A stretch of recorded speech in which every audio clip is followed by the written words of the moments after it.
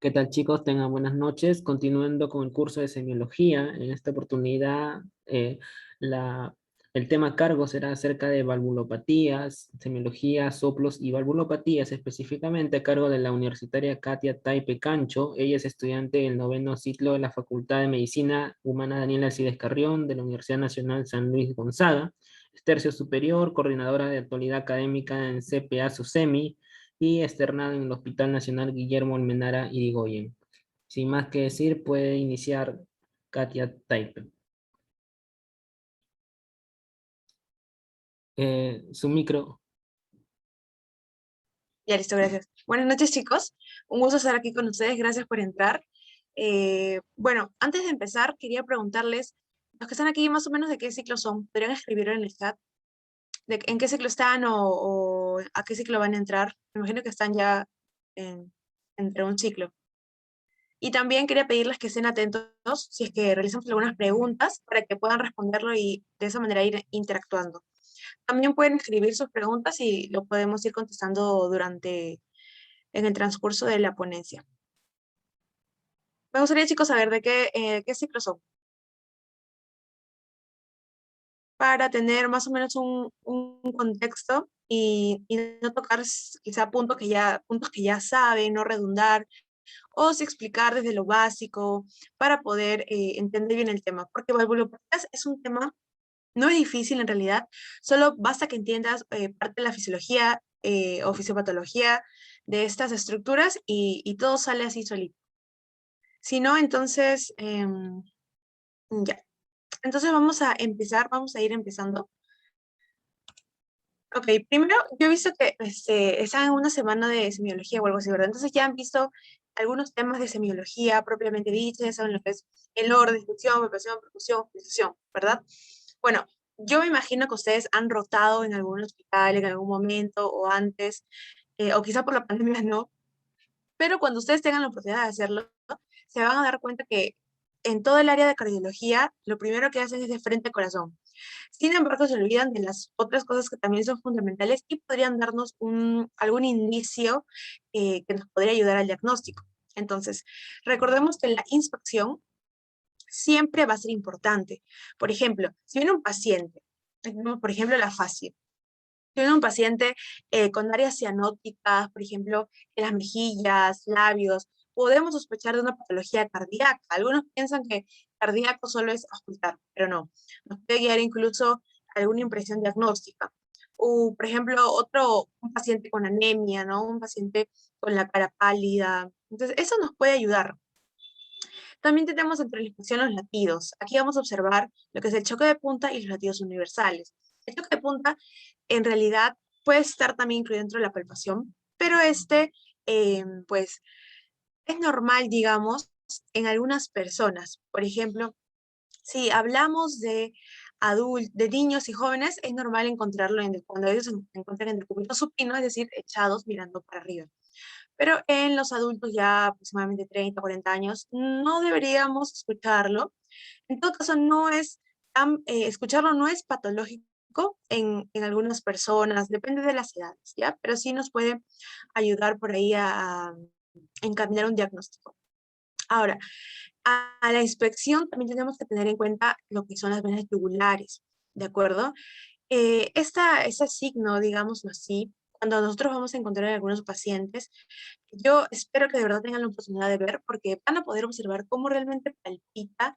Entonces, uno dice, wow, pues parece un gusanito que está saltando. Entonces, algo que realmente uno lo ve en los textos, pero cuando lo ve, digámoslo, en vivo o en la práctica, es diferente. Entonces, ahí podríamos sospechar siempre de una patología que tenga que ver con insuficiencia cardíaca, congestiva o alguna falla en corazón izquierdo. Entonces, esas cositas, solo con la inspección, nos pueden ayudar, contribuir al diagnóstico.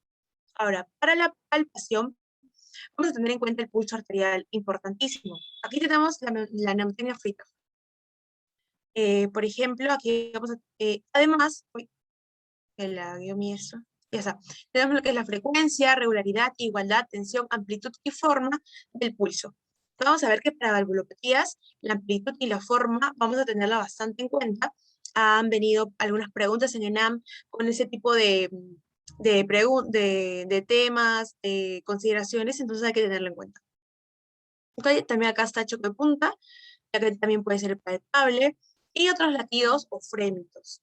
Ok, cuando hablamos de frémitos, recuerden que los soplos es lo mismo que frémito. La diferencia es que los soplos lo escuchamos con un estetoscopio. En cambio, los frémitos es con la mano, solo la palpación. Entonces, esa es la diferencia.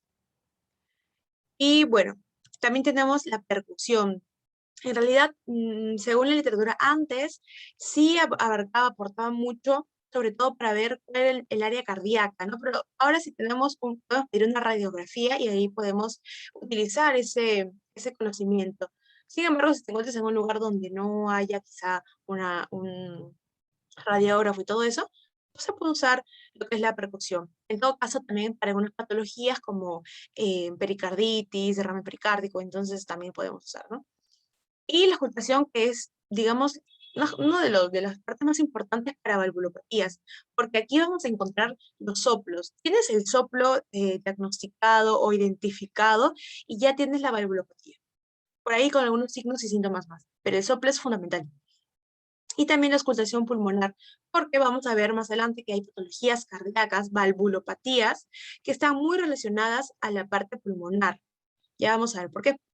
Entonces, ya vamos entrando el tema de valvulopatías. Ese tema de valvulopatías en realidad va a ser una anomalía en las estructuras de las válvulas, ya sean las válvulas auriculoventriculares, como la mitral o la tricuspidia, o las válvulas semilunares, como la válvula de arteria aorta, la válvula de la arteria pulmonar. Entonces, en todas esas anomalías estructurales de las válvulas, como consecuencia, vamos a encontrar una sobrecarga. ¿Sobrecarga de qué? Sobrecarga de presión y sobrecarga de volumen. ¿Ok? Acuérdate, presión o volumen, dependiendo qué valvulopatía sea. Y esa sobrecarga puede ser aguda o puede ser crónica, también dependiendo de qué patología sea. Y todo esto, este tema de valvulopatías, para iniciar con eso tenemos que tener en cuenta tres conceptos claros, que es la precarga, la postcarga y la fuerza de contracción. Si tú no sabes o no recuerdas o no manejas esos tres conceptos, precarga, postcarga y contractibilidad, fuerza de contracción, puedes saber toda la semiología de memoria, pero no vas a entender al final cómo es que se origina eso. Y memorizar, pues usualmente solemos olvidar eso, entonces mejor es aprenderlo bien. Entonces vamos a hacer un repaso, ¿ya? Aquí tenemos, a ver, ya, vamos a dibujar rápidamente. Ya vamos a dibujar un corazón, pero así un corazón en modo fácil, ¿ya? Modo que no sabe dibujar, una persona que no sabe dibujar. Ya. Entonces vamos a dibujar las 4 cavidades del corazón. Ahí está tu corazón, vacío. Y para términos didácticos, ustedes saben que del ventrículo izquierdo sale la arteria aorta, pero sale por arriba, ¿no? Por aquí. Pero para fines didácticos vamos a dibujar la arteria aorta aquí, como que se va para abajo. Pero ustedes ya saben que no. Es que vamos a dibujar a la arteria pulmonar, ¿de acuerdo? Porque es importante saber esto. Ahora, vamos a recordar desde lo más básico. A ver, pregunta, o vamos ahí apoyándonos todos. Cuando la sangre retorna por las venas pulmonares a la aurícula izquierda, recordamos acá estamos en la aurícula izquierda, la sangre viene y tiene que pasar, ¿verdad? ¿A dónde? Al ventrículo izquierdo en este caso. Entonces, recordemos que cuando hablemos de sístole o diástole, existe la sístole y diástole auricular y ventricular, pero para términos prácticos, como que de quien depende toda la función cardíaca es la de los ventrículos, para este caso, cuando hablamos de sístole y diástole, nos estamos refiriendo a la sístole y diástole ventricular, ¿ok? Es como que la que manda. Entonces, vemos aquí que cuando la sangre llega a la aurícula izquierda, tiene que pasar al ventrículo izquierdo, llega normal, es un corazón sano, no tiene valvulopatía, no tiene fibrilación auricular, está sano. Entonces la sangre llega por aquí y empieza a llenar, ¿no? Empieza a llenar el ventrículo izquierdo. Entonces, ¿qué pasa? Aumenta el volumen. obviamente, ¿no? Aumente el volumen. Entonces, cuando termine de pasar toda ya la cantidad que tiene que pasar normalmente, el volumen está ya en su máximo nivel. Entonces, a esa cantidad máxima en nivel de volumen, vamos a llamarle precarga. ¿Ok? Esa es la precarga. Ahora, esa cantidad de volumen que se encuentra dentro, esa cantidad de líquido, esa cantidad de sangre que se encuentra dentro de esta cavidad del ventrículo izquierdo, tiene que salir, pues, para seguir su recorrido, ¿no? Que es oxigenar nuestros tejidos. Entonces, tiene que salir por la arteria aorta. Pero esto, como hay un volumen grande, hay una precarga dentro, ¿qué pasa? Esto es músculo, como ustedes saben, eso es músculo cardíaco. Entonces, esto tiene tensión. Uy, me fui. Eso tiene tensión. Entonces, esa tensión está identificada o explicada en esta forma, que es la presión ejercida dentro de ahí en la pared ventricular por el radio de la cavidad sobre el miocardio o la fuerza muscular. Entonces, tenemos que tener en cuenta eso. Ustedes, yo sé que son aritméticos y saben, ¿no? Cuando está multiplicado por aquí, es inversamente proporcional, ¿no? Es decir, si esto sube, esto baja. ¿Sí o no? Ya, igual con lo de abajo, igual con lo de abajo ya sería directamente, ¿verdad? Esto sube, esto sube. Si este baja, este baja. ¿Ok? Solo para tener en cuenta eso. Entonces, tenemos que aquí va a haber una fuerza que va a estar ocasionada por todo este músculo, por toda la presión, y a esa fuerza máxima, es decir, aumenta la precarga, aumenta el volumen, es en su máximo ya, y va a haber una presión, una fuerza. A estos vamos a denominarle postcarga. ¿Ok? Los ventrículos van a tratar de resistir todo el volumen. No, imagínate, no sé si, a ver, cuando has ido al mercado y has comprado tu bolsa, tu kilo de papa, no sé, de choclo, y has tenido que comprar una bolsita negra, ¿no te ha dado miedo que se rompe esa bolsa porque es como que delgadita y mientras más papa le pongas, más como que la bolsa no va resistiendo? Algo así, ¿no? Imagínate que la precarga es la papa que entra y va llenando todo eso, y la bolsita negra es la poscarga. Esa resistencia, esa fuerza que se tensa, que trata de resistir. Entonces, hasta ahí vamos, ahí tenemos claro precarga y la poscarga. Ahora, para que la sangre tenga que salir, ¿qué tiene que haber? Tiene que haber una fuerza que venza a la poscarga, ¿no? Porque está resistiendo la poscarga, pero tiene que haber una fuerza mayor que venza eso para que la sangre pueda salir por la arteria aorta. Entonces, aquí tenemos la fuerza de contracción o la fuerza de contractibilidad. Entonces, ya está. Ya tenemos eso claro, ¿verdad? Y solo para recordar, ya que estamos aprovechando este dibujo magnífico, recuerden que el cierre de las válvulas auriculoventriculares, es decir, en este caso, el cierre de la válvula, estamos en el lado izquierdo, ¿verdad? Entonces, ¿cómo se llama esta válvula? Mitral, ¿correcto? Entonces, el cierre de la válvula mitral, en este caso, estamos hablando aquí, sería el primer ruido cardíaco. En realidad es el cierre de las dos válvulas, tanto la mitral como la tricuspide. Ya, pero aquí a este nivel es el primer ruido cardíaco, cuando se cierran. Se cierran en un corazón sano, primer ruido cardíaco. Y luego cuando la sangre va a pasar por aquí, por la arteria aorta, en una persona sana, se abre normalmente, una vez que termina, se cierra también. Y aquí tenemos el segundo ruido cardíaco. Y eso es en una persona sana. Entonces ahí tenemos ese concepto claro. Si tenemos ese concepto claro, podemos seguir avanzando.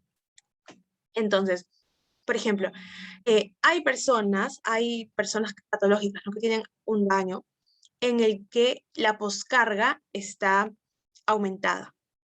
Es decir, hay una presión, una resistencia muy fuerte. Recuerden, la precarga es la resistencia que hay que vencer para que la sangre pueda salir. Entonces, hay personas que tienen la poscarga elevada porque tienen alguna valvulopatía. Entonces, corazón va a tratar de, digamos, compensar. Entonces, de esa manera, cuando eso está aumentado, ¿qué va a pasar con el radio? Va a disminuir, ¿ok? Y para esto va a haber un mecanismo de compensación que se va a llamar hipertrofia. Pero, ¿qué hipertrofia? ¿Qué tipo de hipertrofia? La hipertrofia concéntrica. ¿Qué significa eso? La hipertrofia concéntrica es aquella que no se va a alterar el radio, es decir, el radio no va a aumentarse, que es lo normal en una hipertrofia. En este caso, el radio no va a aumentarse de la cavidad ventricular, pero sí el aumento del espesor de la pared, ¿ok? Sí el aumento del espesor de la pared. Entonces, ese va a ser el mecanismo de compensación. Entonces, este tipo de cosas, sobre todo, vamos a verlo en procesos crónicos, ¿ok? Crónicos. En los procesos agudos, no, son inminentes.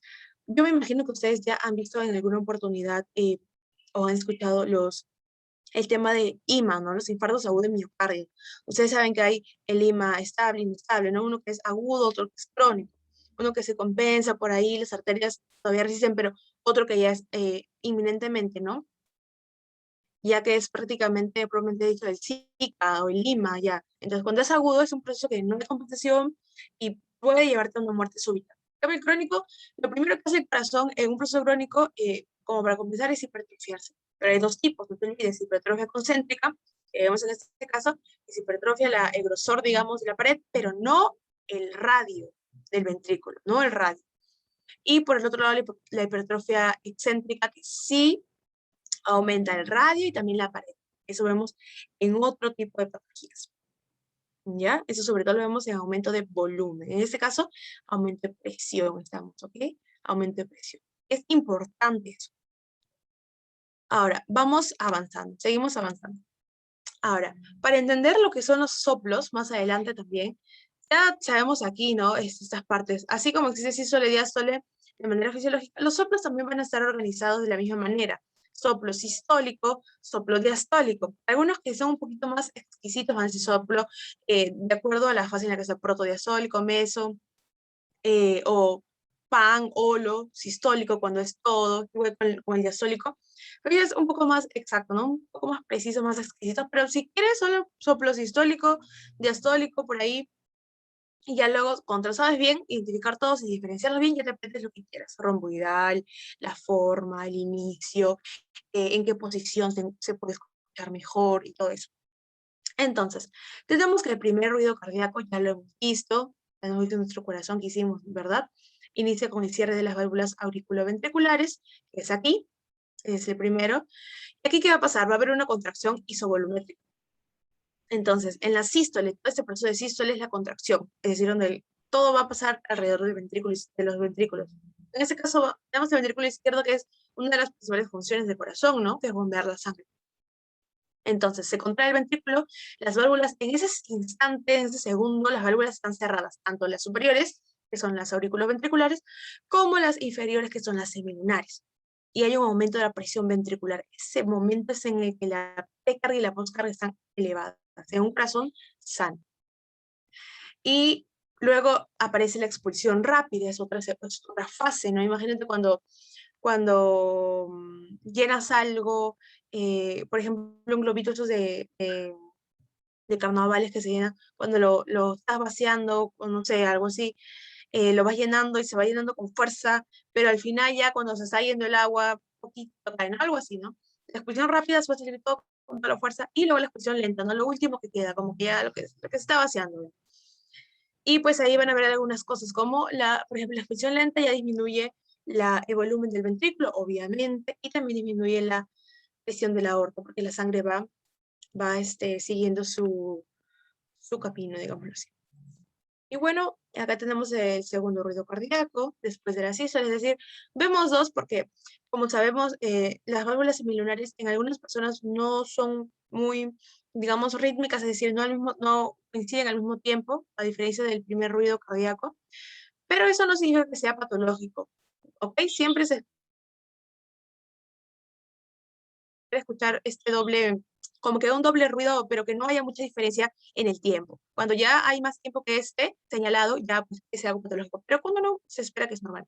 Luego tenemos un tercer ruido que sí, en algunos pacientes puede ser patológico, en el llenado, en la diástole, es decir, cuando está en ese proceso, aquí. Y el cuarto ruido también, al finalizar la diástole. Ya cuando está, ese ya también es súper patológico, o también le suelen llamar este ruido de galope y eso. Okay.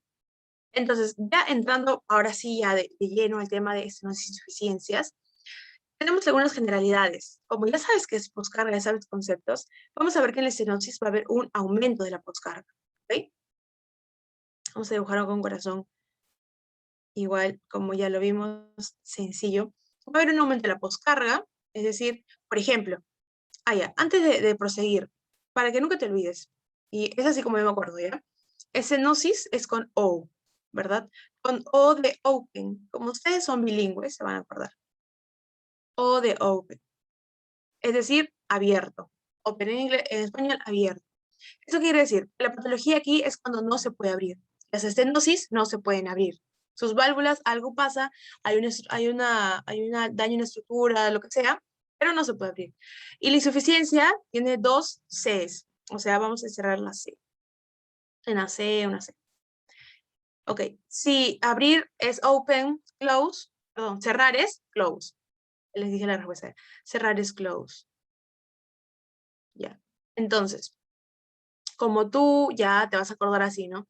Las insuficiencias va a ser la patología valvular en la que las válvulas no pueden cerrar. Abren normalmente regular, bien, pero no pueden cerrarse. Y estenosis no pueden abrirse. Así de simple. Y ya luego, dependiendo del lugar en el que sea, van a ser estenosis mitral, tricuspide, aórtica, pulmonar. Igual con las insuficiencias. Ok, entonces tenemos aquí en la estenosis, ¿qué pasa? Hay un aumento de la poscarga y sobrecarga de presión. Como leído así es un poquito confuso, vamos a imaginarnos, en este caso, el estenosis se encuentra en la válvula mitral. ¿Esa es la válvula mitral, sí o no? Ya. Entonces, en la válvula mitral se encuentra la estenosis. Algo ha pasado, no sé, pero esta válvula no se puede abrir o cerrar. Abrir, ¿verdad? Estenosis, abrir, no te olvides, no se puede abrir. Entonces, algo pasa. Entonces, ¿qué pasa? Normalmente la sangre tiene que pasar para acá, pero como no se puede abrir, la sangre pasa, pero con dificultad. Es decir, supongamos, ¿no? Eso también depende del grado de estenosis, pero supongamos que es un grado severo, ya grado severo, ya necesita un cambio de válvula y todo eso. Entonces, este paciente que está con una estenosis grave, la sangre que pasa, pasa pero con la justa, poquitito, como que gota, ya casi nada, ya tiene todos los síntomas y signos. Pasa poquito. Entonces, ¿qué pasa aquí? Como la sangre pasa poquito, aquí se está quedando. Ustedes saben que el tiempo corre, el tiempo no para, no, perdón. La sangre se está quedando aquí, ¿de acuerdo? Se está quedando aquí. Y recuerda que el tiempo pasa. Esta sangre que pasó aquí ya también está en sístole, ya pasó al cuerpo y regresa. Entonces, nuevamente regresa la sangre aquí. Nuevamente regresa la sangre a esa cavidad. Entonces, esta aurícula está llena de sangre, aumento de volumen, tanto por la sangre que se ha quedado aquí en el ciclo anterior, como por la sangre que está llegando. Entonces, hay un aumento tremendo de volumen.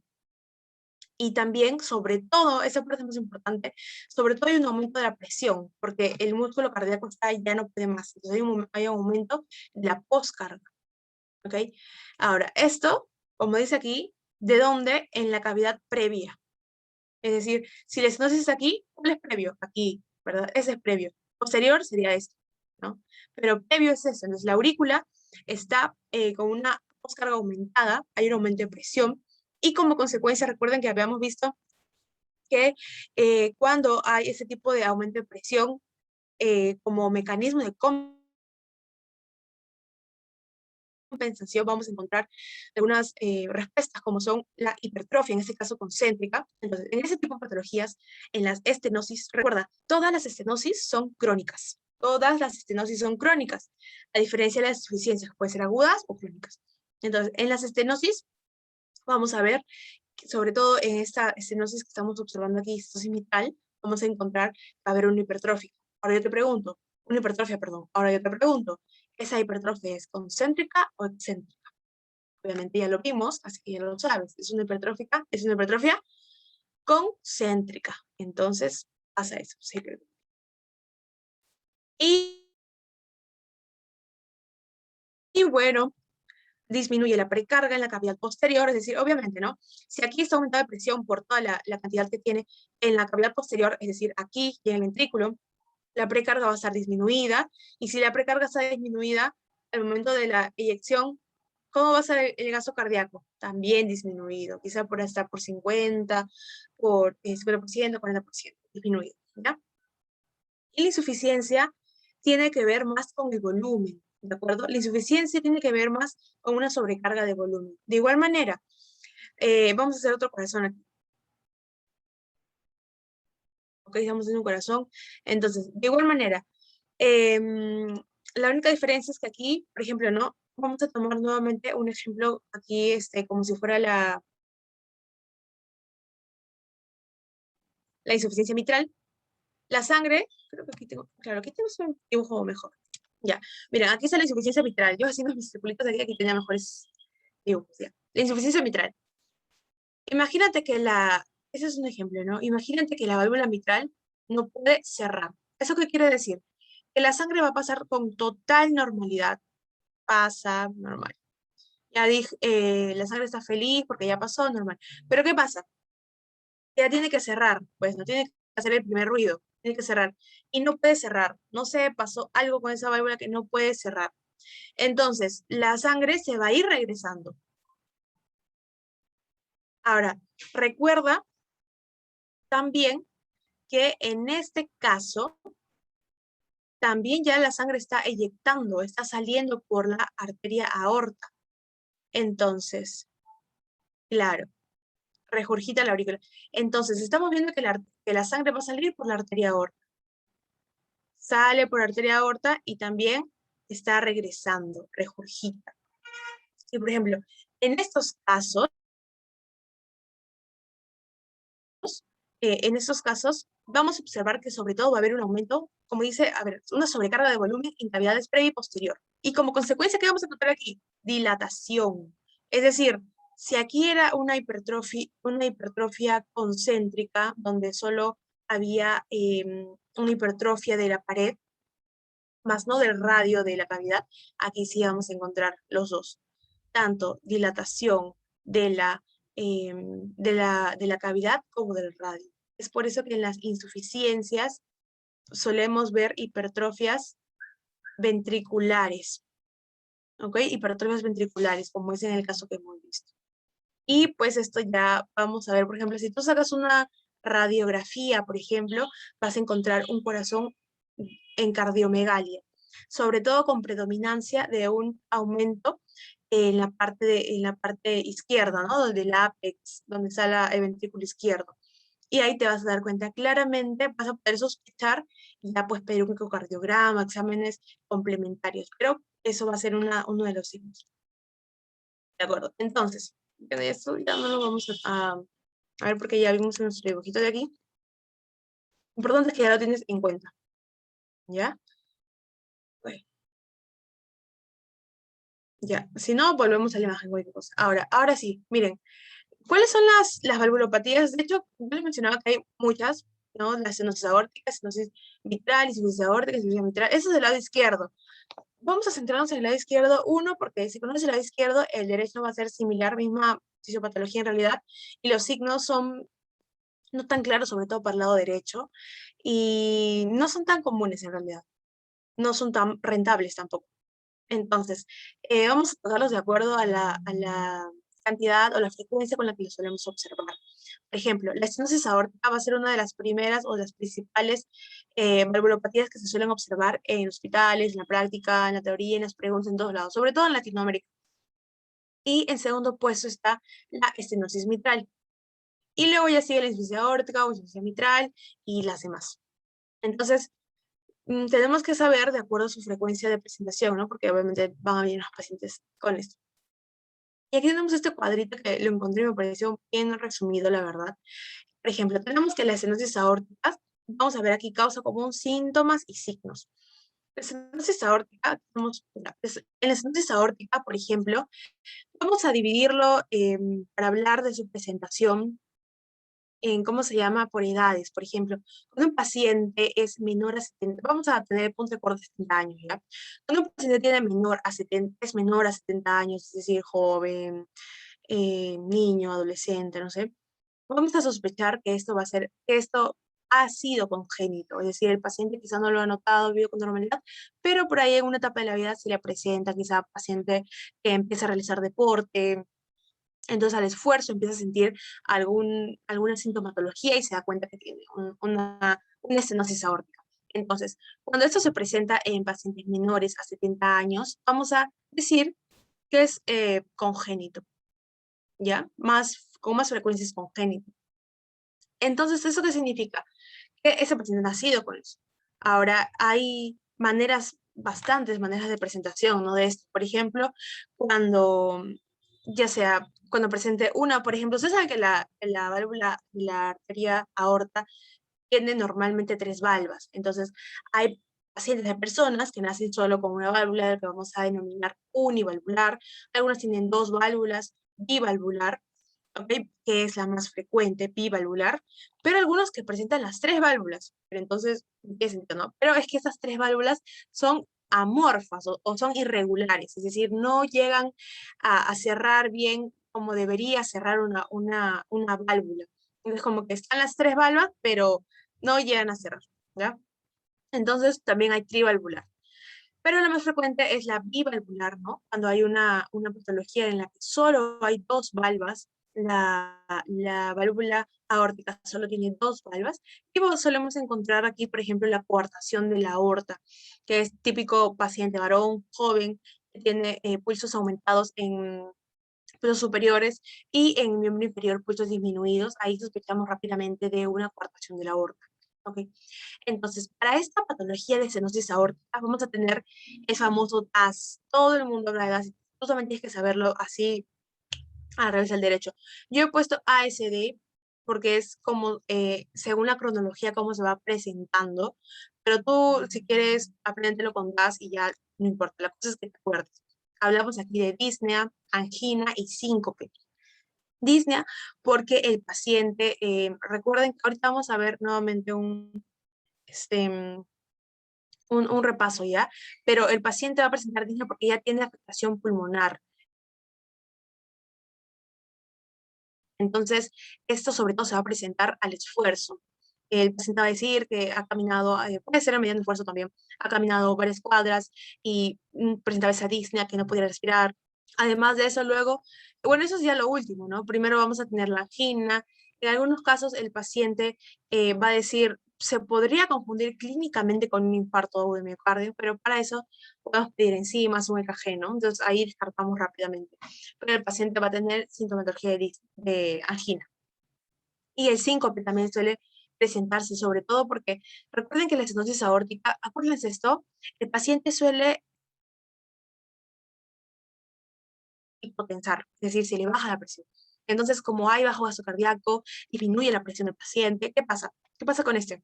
Pasa que también hay una hipoperfusión cerebral, entonces el paciente va a presentar síncope. Además de que a nivel de receptores también hay señalización y también se va del síncope. La diferencia, como no sospechar de algo neurológico, de foco neurológico, es porque el paciente no va a presentar focalización. Entonces, al examen neurológico no vamos a observar focalización ni signos neurológicos que nos hagan sospechar. Este va a ser un síncope sin signos de focalización. Entonces, acuérdate aquí, disnea, angina y síncope. ¿Ok? Varones, sobre todo en varones. Puede ser menor, si es menor a 70 años, congénito, si es mayor a 70 años, es degenerativo. Es decir, paciente hace calcificaciones o ha podido pasar alguna enfermedad traumática que no está común, pero sobre todo aquí es las calcificaciones. ¿Ok? Que con el tiempo, una especie de hay varios mecanismos de mediadores. En realidad tiene una vía muy similar a la aterosclerosis, cuando dice que aquí el lugar es la válvula, ¿ok? Y también así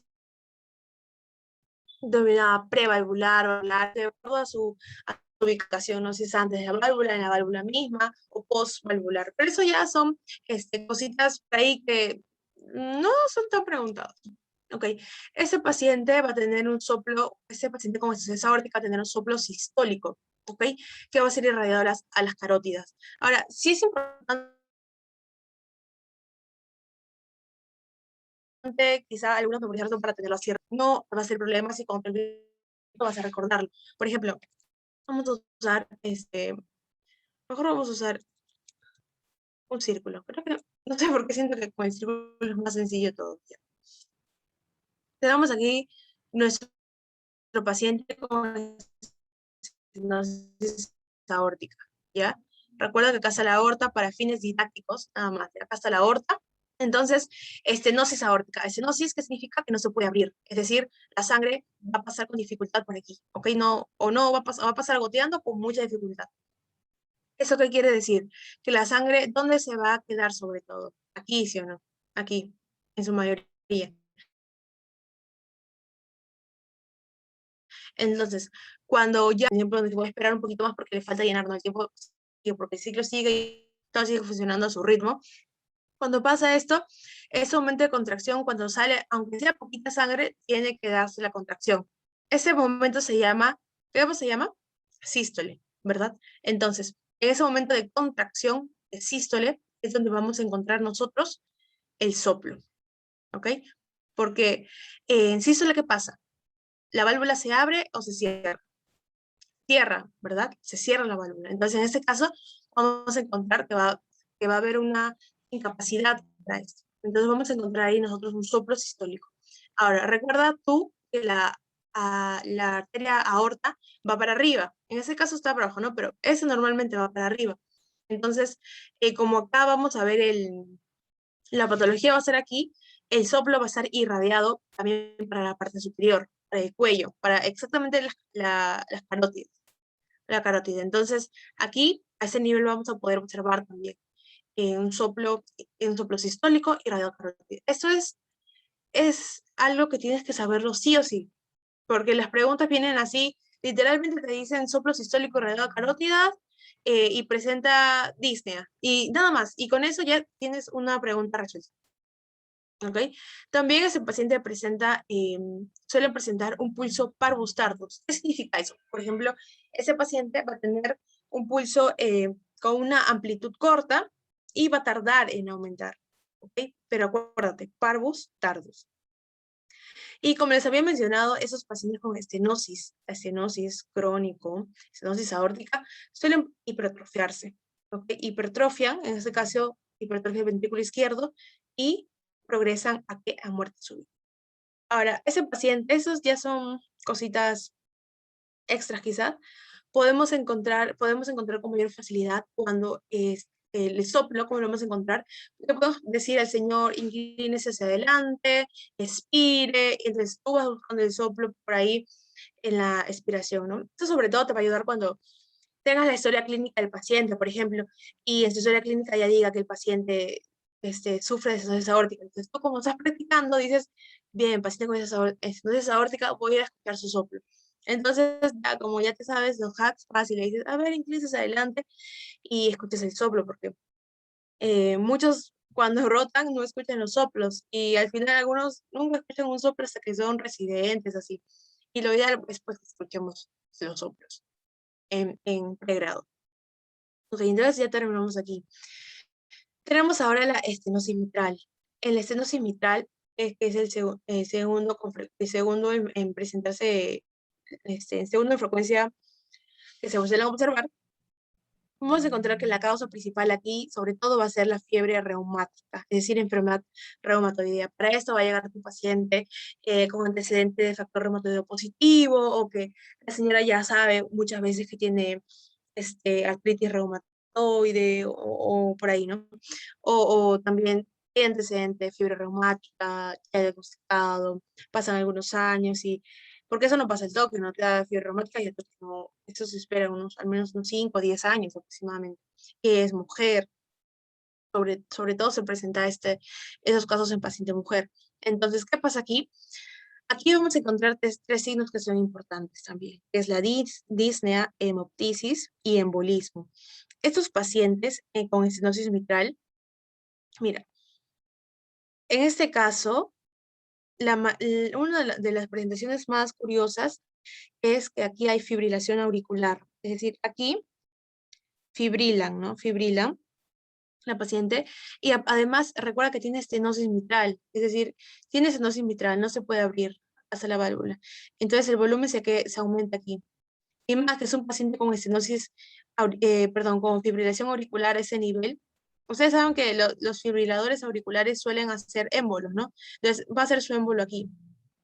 Entonces esto, al momento en el que regurgita y todo eso, es decir, todo recuerden que es anterógrado, regurgita para atrás. Por aquí que están las venas pulmonares, ¿verdad? Esta es aurícula izquierda, venas pulmonares. Entonces avanza, avanza, regurgita para atrás, hasta que llega ¿a dónde? A los pulmones. Entonces, a ese nivel vamos a encontrar, por ejemplo, que los pacientes van a presentar síntomas respiratorios.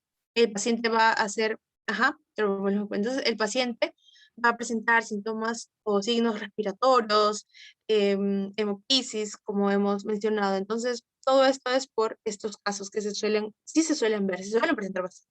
Entonces, no te olvides, así como aquí era el DAS, en estenosis aórtica, aquí en estenosis mitral es el D o G, no sé, como gustes.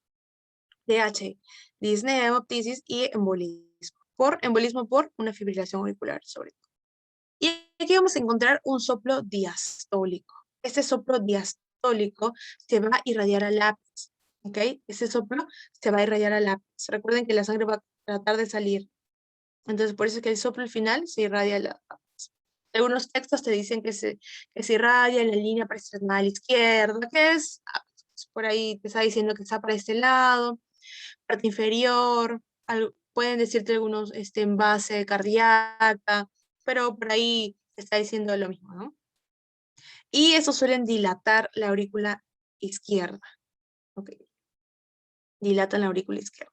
Aquí empieza todo. Todo es, recuerden, todo es anterógrado.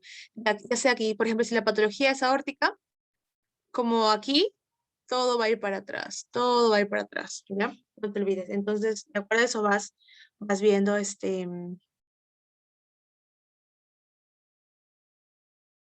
sacando los signos o los signos.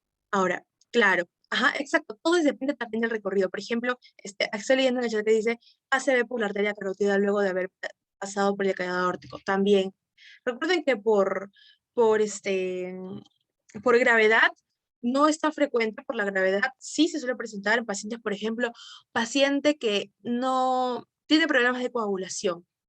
Entonces, el paciente que no tiene anticoagulantes y ya tiene una fibrilación que no es tratada, además tiene su estenosis mitral, no es tratado y ya es algo severo, no le han hecho su cambio valvular y todo eso, o incluso paciente que ya le hacen su recambio valvular, ustedes saben que hay dos tipos de operación valvular. La biológica puede haber bobina, ya sea también de los cerditos, y también puede haber la mecánica. Entonces, por ejemplo, la bobina esa, la biológica, duran pocos años, por ejemplo, duran 15 años aproximadamente. Entonces, esto que dura 15 años, lo bueno de esto es que no se necesita anticoagular, ¿ok? Pero solo dura 15 años. Si pasan los 15 años, tienes que volver a operar. Y la mecánica sí dura mucho tiempo más, pues porque es mecánica. Pero esa sí se necesita anticoagular, perdón. Se necesita anticoagular, por ejemplo, con warfarina. Entonces, para ese lado, en esos pacientes, en ese tipo de pacientes, se les tiene que controlar, ¿no? El INR y todo eso. Pero en esos pacientes, por ejemplo, además, por ejemplo, si es un paciente que tiene fibrilación auricular y tiene esta válvula y no lo anticoagulan, ese paciente es potencialmente candidato para hacer un ACV. ¿Ok? Pero son tipos de pacientes, pues algunos especiales, o sea, que se descuidan, son pacientes especiales, pues no todos, pero sí se suele ver. En realidad en medicina ustedes saben que nada es una regla y pueden haber casos y casos. Ok, entonces continuamos. Tenemos también la insuficiencia mitral, ¿ok? También otra de las cosas para que no te olvides, apréndete bien el soplo de estenosis aórtica y ya todo lo vas jalando, lo vas relacionando para que te acuerdes. Ok, ya. Insuficiencia mitral. Las insuficiencias, recuerdas que yo te dije que puede ser agudo o crónica, y aquí está mi insuficiencia aórtica y mitral. Puede ser aguda puede ser crónica. En cambio, las estenosis solo son crónicas. Entonces, las insuficiencias mitrales, vamos a ver que cuando están en su fase aguda, puede ser causado por un lima o por una endocarditis infecciosa.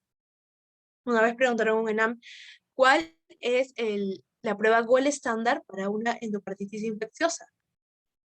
Y la mayoría marcó, quizá por ver la vegetación, marcó ecocardiograma, pero no era biopsia de la plantación que se estaba dando ahí. Eso me acabo de acordar. Entonces, en esta parte aguda, en esta presentación aguda, vamos a encontrar que los pacientes suelen realizar edema agudo de pulmón. Y cuando hay edema agudo de pulmón, pues vamos a saber, entender que podemos escuchar estertores al momento de auscultar. También encontramos disnea como un síntoma del paciente y vamos a encontrar algunos signos o síntomas de falla respiratoria, ¿ok? No te olvides. Insuficiencia mitral, es decir, cuando la válvula mitral, esta válvula no puede cerrar bien. Para la presentación crónica, vamos a ver que esta va a ser sobre todo por una causa de fiebre reumática y esta suele presentar fatiga, astenia. Estos recuerden que son síntomas de bajo gasto cardíaco, ¿ok? Si por tu arteria aorta no está saliendo la sangre suficiente, es porque va a presentar un bajo gasto cardíaco.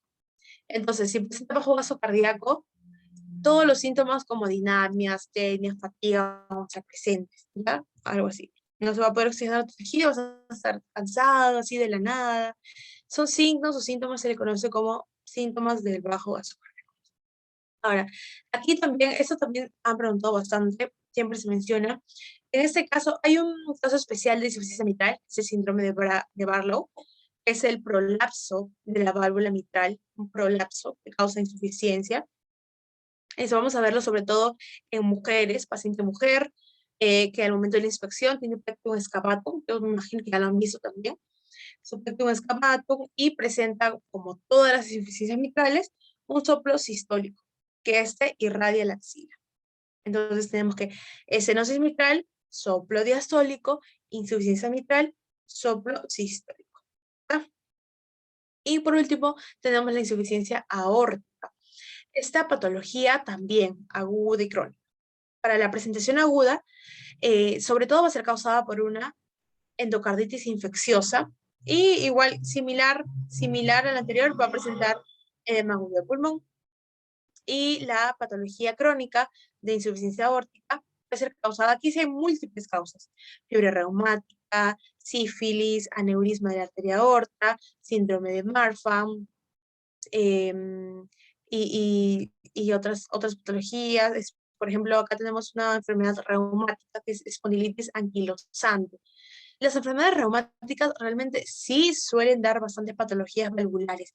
Por eso es importante que ustedes en la historia clínica revisen bien sus antecedentes. Señora, usted tiene una patología reumática, por ahí te van a, si le preguntas mucho, ya quizás sí se acuerden, no sé, porque hay algunos pacientes que hay que sacarle la respuesta con cucharita. Entonces, ya, y ahí te ahorras tantas cosas con esa ayudita, ya puedes encaminar el diagnóstico. Y pues ese paciente va a presentar un soplo diastólico, o también se le conoce como soplo de Austin Fleet. ¿Ok? No te olvides, soplo de Austin Fleet. Esto también ha sido preguntado muchas veces. Soplo diastólico de Austin Fleet es un epónimo. Y este va a presentar un pulso saltón. Ambos pulsos han sido preguntados. En la estenosis aórtica, Parvus tardus, y la insuficiencia aórtica, un pulso saltón o un pulso Zeller. Este es un pulso con esta forma. Se le llama amplio, ¿no? De mayor amplitud. Pulso saltón, pulso Zeller. Ok, entonces esas son las fijas. Yo le voy a pasar las diapos para que ustedes las repasen, porque para eso tienes que saberlo sí o sí. ¿Okay? Entonces, como hemos visto algunas cositas para añadir, el corazón no está preparado para los cambios agudos. Entonces, en las patologías agudas, puede ser insuficiencia aórtica, como puede ser insuficiencia mitral. Estos pacientes terminan realizando una insuficiencia cardíaca o un edema agudo de pulmón. ¿Ok? Ahora, En las patologías crónicas hay tiempo para mecanismos compensatorios, ¿ya? Pues en las estenosis o también las insuficiencias, pero las crónicas. Hay tiempo para mecanismos compensatorios, por lo cual son asintomáticos. Es como que un verdugo silencioso. Tú no sientes nada, porque tu corazón se hipertrofiando, hipertrofiando, hipertrofiando. Y cuando menos te des cuenta, uy, no. Ahí, entonces, lo bueno es que este periodo nos brinda un tiempo para poder elegir en qué momento vamos a tratar. Te da como que si tú lo detectas a tiempo, a pesar de que esto es asintomático, por ejemplo, que haces chequeos rutinarios, vas a poder elegir un buen tratamiento, ¿no? Lo mismo, recuerden, pasa con la hipertensión arterial. Paciente por ahí ya detectaron hipertensión, hicieron su seguimiento, todo, pero el paciente no toma su medicamento. Ah, pero él se siente bien un mes, 2 meses. Pero, ¿qué está pasando? Existen los mecanismos compensatorios, entonces el corazón está hipertrofiando, hipertrofiando, hipertrofiando, aguanta, aguanta, resiste, resiste, pero al momento ya va a estar tan desgastado que ya no va a poder realizar la contracción. Y recuerda que cuando tu corazón no puede realizar la contracción, básicamente es su función, una de las funciones principales, realizar la contracción. Y si no puede, va a disminuir el gasto cardíaco y van a empezar los problemas de insuficiencia cardíaca, va a comprometer todo lo que es la parte pulmonar, va a ser un cuerpo pulmonar, y al final, pues, ya va a ser terrible. Por eso no hay que descuidar, no hay que dejar que los pacientes descuiden eh, las patologías que se les diagnostica. A veces se sienten bien y ya ellos se van. Ok, y para esto, para poder detectar todo esto, nosotros tenemos que tener en cuenta bien cuáles son los focos de pulsación cardíaca, porque eso es básico. Eso tú tienes que saberlo como la tabla, algo así. Tienes que saberlo fijo, como la tabla de multiplicar. Tenemos el foco aórtico, que está donde segundo espacio intercostal. Segundo espacio intercostal. Línea presionar izquierda, derecha, perdón. Línea presionar derecha. Ahora, tiene su gemelo, ¿no? Al otro lado, que es el foco pulmonar. Lo mismo, pero en izquierdo. Segundo espacio intercostal, línea presionar a la izquierda. Luego tenemos el foco aórtico accesorio. También se le conoce como ERP, es su epónimo. Se encuentra en el 1, 2, 3, tercer espacio intercostal, línea presenal izquierda, o también en el espacio que le sigue, el foco pulmonar, como te acuerdas mejor. Es de refuerzo para poder, cuando no se escucha en algunos pacientes en el foco aórtico nada, pues escuchar aquí. Y tenemos el foco tricuspidio, que se encuentra en el borde parasternal izquierdo. El nombre que se suele usar es el borde parasternal izquierdo. Pero también puedes usar que está ubicado en el apéndice sifoides. Está por ahí también. Y en ese lugar encontramos, bueno, y por último tenemos el foco mitral o el apexiano. Recuerda que las patologías mitrales son también frecuentes, entonces hay que tener en cuenta esto. ¿Dónde se encuentra? Quinto espacio intercostal, línea ya no parasternal. Parasternal es aquí, parasternal. Aquí ya no, aquí estamos más o menos a la mitad de la clavícula, entonces eso se llama medio clavicular. ¿Okay? Línea medio clavicular izquierda, y aquí vamos a encontrar esto, ¿no? También acá está, por aquí está la línea axilar, para que nunca te olvides. Entonces, los focos están tanto para el lado parasternal, izquierdo, derecho, segundo, tercero y cuarto espacio, y por último quinto espacio, y así te vas guiando, ¿ok? Pero eso tienes que saberlo, sí. Y aquí hay una neumonía que dice, mi amor por ti. Mi mitral, aórtico, pulmonar, tricuspio. Pero eso creo que es obvio, ¿no? Ya todos sabemos mitral, aórtico, pulmonar, tricuspio. Pero eso tienes que saberlo, por favor. No te olvides. Hoy día en la noche antes de dormir, si todavía no lo sabes, cierra tus ojos y en tu cama ponte a repasar. Foco aórtico, segundo espacio intercostal, línea presional derecha. Eso tienes que saberlo sí o sí. Ahí no. Ya está, Mar. No sé, me olvidé de poner la animación por un ratito ya. Vamos a ver si lo puedo sacar. Porque si no, vamos a ver todas las claves, si no, ya no va a haber tiempo para razonar. Cierren sus ojos, confío en ustedes. Estas son preguntas que han venido en el ENAM. Vamos a usarlas para repasar.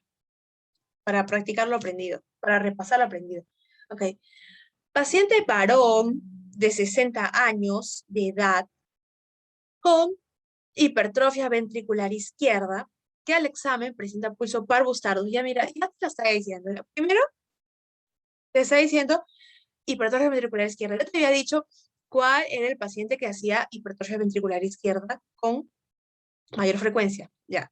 Segundo, te está diciendo que el examen físico presenta pulso parvustardus. Acuérdate, yo te dije parvustardus. Además, presenta frémito carotidio. ¿Te acuerdas? Para arriba. ¿Te acuerdas? Para arriba. ¿Ya? Soplo sistólico, perdón, ya, soplo sistólico de eyección en región paresternal izquierda. Ya está, soplo sistólico. A ver, pueden decir sus claves hablando o también en el chat, como se sientan cómodos. Los leo, chicos. Su momento ha llegado. Primero, así, rapidito nomás. Si nos está diciendo que, ya, a ver, agárrate de esto. Frémito carotidio, para arriba. ¿Cuál es el vaso que va para arriba? ¿Cuál es el vaso que va para arriba? Que sale para arriba. La aorta, ¿sí o no? Claro, la arteria aorta. Entonces, ya, mira, con eso sí algo tan sencillo. Un ratito quiero. Ya. Con eso tan sencillo, descartamos bye, adiós. Ya, tenemos 3 opciones. Con eso nada más. Ahora, ¿qué más? Dice soplo sistólico. Acuérdate, ¿cuál era el soplo sistólico? ¿Cuál era el soplo sistólico? ¿Recuerdas? Acuérdate, si es sistólico, porque ya la contracción pasó. O si no, a ver, ayúdate de otra. Que el soplo se escuchó en la región paresternal izquierda. Parvustardus. Está ahí, chicos. Es la clave A, estenosis aórtica. ¿Ok? También puede ser la C, no me olvidó. Estenosis aórtica. Entonces ya está, así es. Muy bien, chicos. Ya sabes el soplo, sabes dónde está, sabes el frémito carotidio, sabes el pulso, y encima es varón, ya está, suficiente. En NAM 2006. Con ese conocimiento, ya estás. Siguiente pregunta. Dice, claro, por el parvustardus también al toque, no nace. Varón de 30 años de edad presenta disnea. Disnea, acuérdate, de disnea. Media a medianos esfuerzos. El examen presenta, ¿eso que es? Hipotensión. Si nos recuerdas que yo te había mencionado en cuál de ellos se presentaba hipotensión. Hipotensión, acuérdate. Además, dice, primer ruido acentuado y segundo ruido acentuado en foco pulmonar. Uy, no, ya. Con eso, tú ya tienes que pensar si hay un ruido hay primer y segundo ruido en foco pulmonar, es porque ya hay un compromiso pulmonar, ¿sí o no? Ya hay un compromiso pulmonar. Por ahí ya vas pensando. Además, hay un chasquido de apertura durante la expiración. ¿Te acuerdas que yo te dije que podías usar lo que querías para practicar y le ibas a decir al señor, señor, póngase en esta posición para poder escuchar mejor su soplo? Ya bueno, tienes. Además, tiene un retumbo diastólico en decúbito lateral izquierdo. Un retumbo diastólico. ¿Cuál presentaba también soplo diastólico? A ver, dime tú, ¿cuál presenta soplo diastólico? Acuérdate, soplo diastólico. Son 2, estenosis mitral y la insuficiencia aórtica.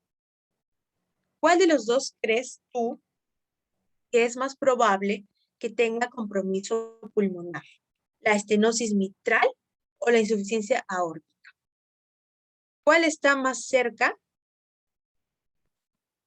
a la cuál está más cerca a la vena pulmonar?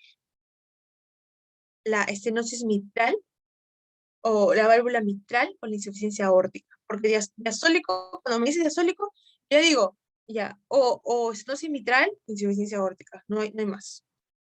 No hay más definitivamente. Ahora tú dices, ahora, ¿cuál es? ¿Cuál de los dos es? Ahí voy a ver. Exacto, exacto, muy bien. También podemos encontrar hipertrofia en insuficiencia. Claro que sí, solo que la hipertrofia ya no es concéntrica, sino es excéntrica. Claro, una estenosis mitral. Recuerda, acá está la válvula mitral, perdón, la aurícula izquierda, acá está la válvula mitral. ¿Y quién está más cerca? Perdón, acá está el vaso pulmonar. ¿Quién está más cerca? ¿La válvula mitral o la aorta que está por aquí todavía? La válvula arterial aorta, no, ¿sí o no? La mitral. Entonces aquí. Así tienes que pensar prácticamente nada más. Todo práctico. Si me dice foco pulmonar, está relacionado con los pulmones. Ok, ya está. Ahora, ¿cómo lo razono? Acá están los pulmones. Entonces voy avanzando, ¿no? Pulmones, venas pulmonares. Venas pulmonares llega a la aurícula izquierda y la aurícula izquierda está relacionada con la válvula mitral. Entonces, fijo es este, porque si no, tendría que pasar por aquí todavía. Entonces, acá mitral. Y como ya descartarse las otras claves, porque solo diastólico es estenosis mitral y insuficiencia aórtica, ya está, estenosis mitral.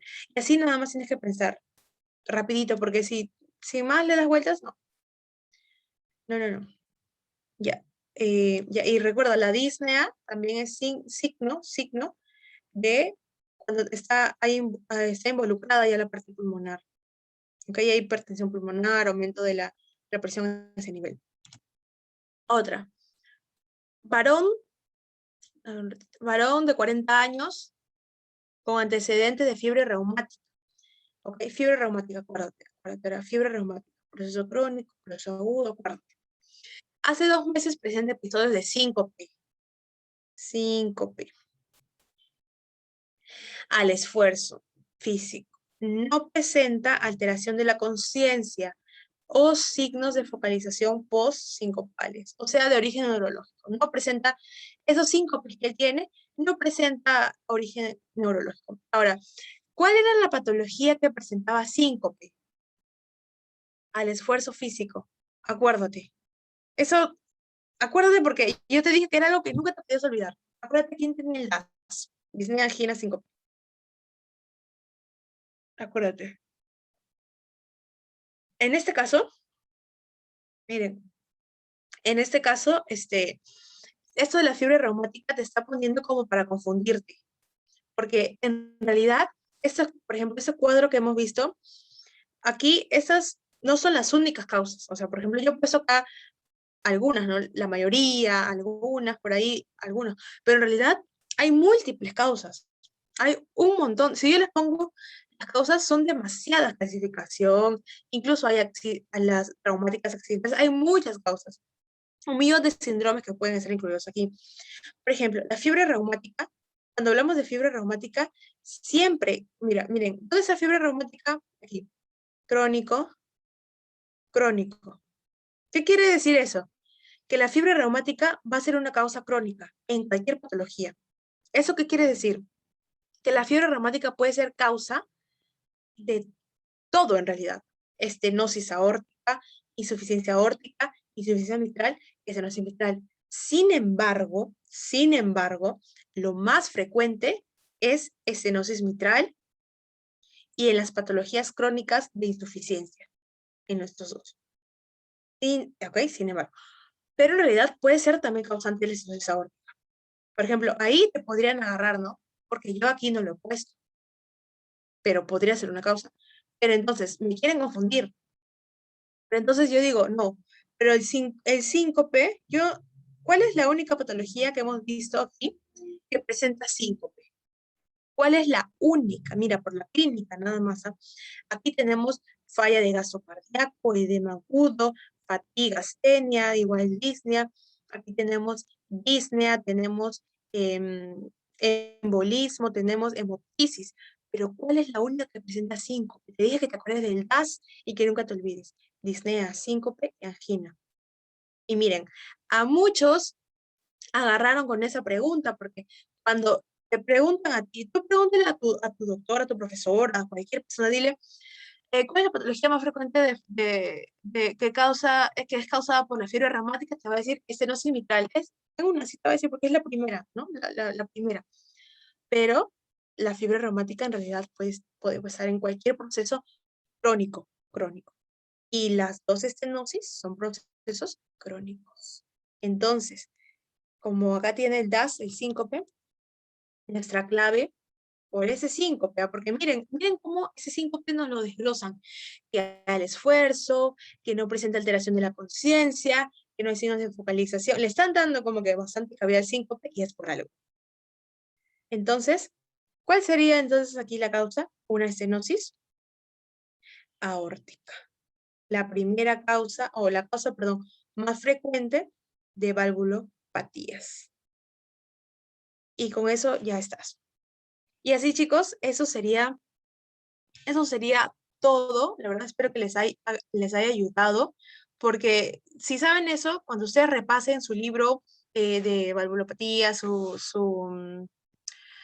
y todo eso, con eso van a poder razonar y van a entender la literatura, porque saben que todo está escrito, les lo repasan, pero ya tienen una idea que van a poder leerlo todo. Y cuando lean su Argente, ahí ya van a estar listos. Entonces, eso sería todo, chicos. Muchas gracias. Si alguien tiene alguna pregunta, lo puede decir. Bueno, excelente ponencia que ha realizado. Invitamos a los chicos que tienen alguna pregunta, perdón, para realizarla en el chat mientras voy dejando el pase de lista. Para que escriban sus preguntas vamos a dar un plazo de 3 minutos. Ya.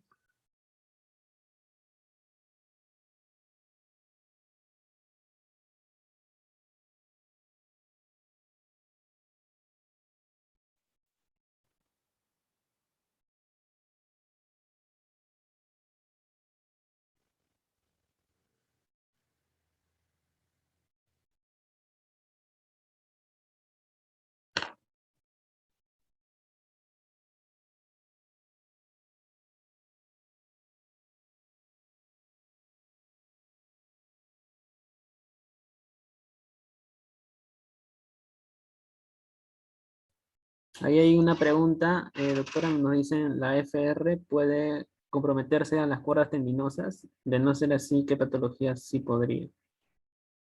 Claro, por ejemplo, gracias por tu pregunta, James. La fiebre reumática puede comprometer las cuerdas tendinosas, sí, puede comprometer. Sin embargo, en las valvulopatías se ha visto que tiene mayor relación, sobre todo, porque ustedes saben que la fiebre reumática es un problema autoinmune, ¿verdad? Entonces, algo que justo estaba leyendo que me pareció interesante es cómo es que se da esta degeneración valvular por las enfermedades reumáticas. Y es que las enfermedades reumáticas refuerzan, ¿se acuerdan que cuando ustedes vieron infarto agudo de miocardio, cómo habían procesos de inflamación, mediadores autoinmunes? Entonces, en la fiebre reumática o en enfermedades reumáticas en general, todas esas enfermedades digamos que refuerzan a la fisiopatología normal, perdón, la fisiopatología que se va a desarrollar ante una valvulopatía.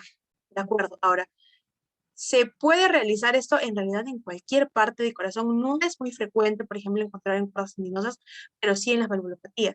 No será así, ¿qué patología podría dañar las cuerdas tendinosas? Cualquier patología haga que ayude o digamos que lleve a dilatar toda la cavidad, en este caso, en el que se encuentran las cuerdas tendinosas. Por ejemplo, un aumento de presión, eh, o incluso una disminución también de oxigenación a ese nivel, por ejemplo, una necrosis, entre otras cosas, ¿no? Siempre recuerden cuando tengan alguna duda o algo así, antes de pensar, antes de razonarlo, porque si ustedes saben la fisiología, lo normal, van a saber cuál es lo que podría dañar eso, ¿no? Entonces, en este caso, sí podría comprometer las cuerdas tendinosas. Sí podría comprometer las cuerdas tendinosas. Lo que más compromete las cuerdas tendinosas también es un infarto agudo de miocardio, por ejemplo, y en este caso por necrosis, ¿no? Hay muchas etiologías en realidad.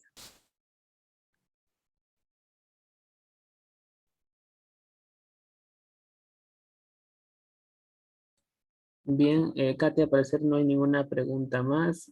Paso a despedirte. Agradezco nuevamente la oportunidad de que hayas dictado la ponencia. La verdad que ha sido muy específica y bueno, estoy agradecido por eso. De parte del comité académico también te hacemos llegar las gracias. Será hasta una próxima oportunidad. Muchas gracias, chicos. Cuídense mucho, estudien. Adiós.